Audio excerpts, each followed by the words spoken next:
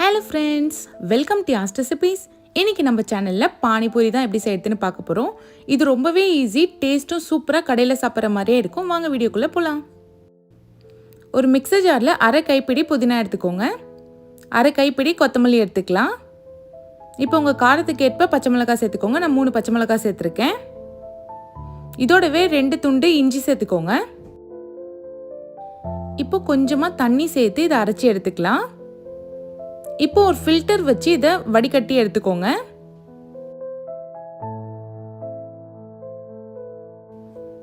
நல்லா எல்லா ஜூஸும் வர்ற மாதிரி வடிகட்டி எடுத்துக்கலாம்.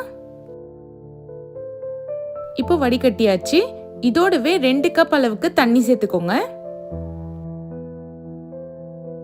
புளிப்புக்காக நான் அரை எலுமிச்சைப்பழம் சேர்த்துருக்கேன். நீங்கள் சின்ன எலுமிச்சைப்பழமாக இருந்தால் 1 சேர்த்துக்கோங்க. அரை ஸ்பூன் உப்பு சேர்த்துக்கலாம். உப்பு பார்த்து சேர்த்துக்கோங்க. அரை ஸ்பூன் மிளகுத்தூள் சேர்த்துக்கோங்க. அரை ஸ்பூன் சீரகத்தூள் சேர்த்துக்கலாம். அரை ஸ்பூன் சாட் மசாலா சேர்த்துக்கலாம்.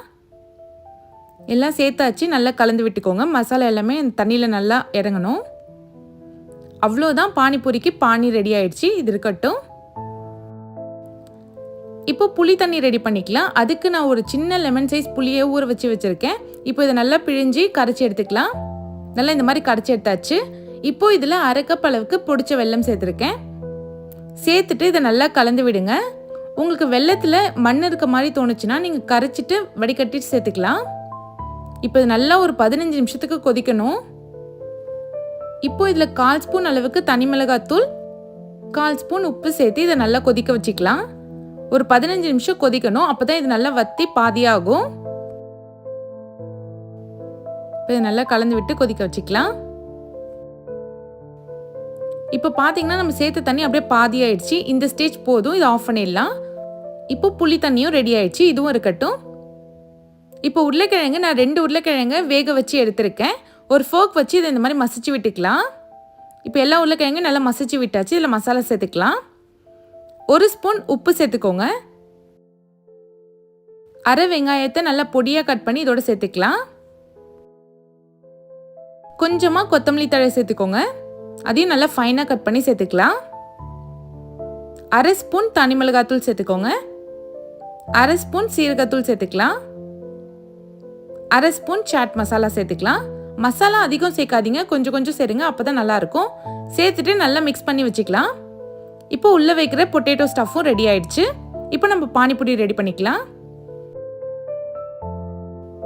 இப்போ எண்ணெய் ஊற்றி சூடாகட்டும். இன்னைக்கு நான் இன்ஸ்டன்ட் பானிபூரி அப்பளம் தான் எடுத்திருக்கேன். இது எல்லா டிபார்ட்மெண்டல் ஸ்டோர்லையும் கிடைக்கும். நமக்கு ஈஸியாக பொரிச்சும் எடுத்துக்கலாம்.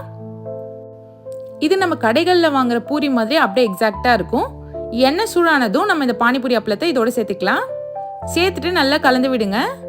ஒரு 1 மினிட்ல இது நல்லா உப்பி வரும். நல்லா இந்த மாதிரி திருப்பி போட்டு வேக வைங்க. பாருங்கள், லைட்டாக உப்பி வருது. இது இன்னும் நல்லா உப்பி வரும்.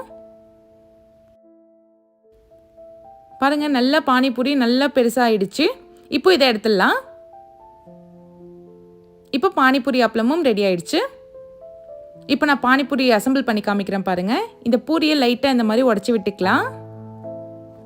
இதுக்குள்ளே நம்ம ரெடி பண்ணி வச்ச பொட்டேட்டோ ஸ்டஃப் உள்ள வச்சுக்கோங்க. இதில் கொஞ்சமாக புளி தண்ணி சேர்த்துக்கலாம். இந்த மாதிரி லாஸ்ட்டாக கொஞ்சமாக பானியோட டிப் பண்ணிக்கலாம். அவ்வளோதான், சூப்பரான பானிபூரி ரெடி ஆயிடுச்சு. இதை வாயில் வச்சதுமே அப்படியே உள்ளே போயிடும். செம்ம சூப்பராக இருக்கும். நீங்களும் இதை ட்ரை பண்ணிவிட்டு எப்படி இருந்துச்சுன்னு கமெண்ட் பண்ணுங்கள். இந்த வீடியோ உங்களுக்கு பிடிச்சிருந்தா மறக்காமல் நம்ம சேனலை சப்ஸ்கிரைப் பண்ணிவிடுங்க. தேங்க்ஸ் ஃபார் வாட்சிங்.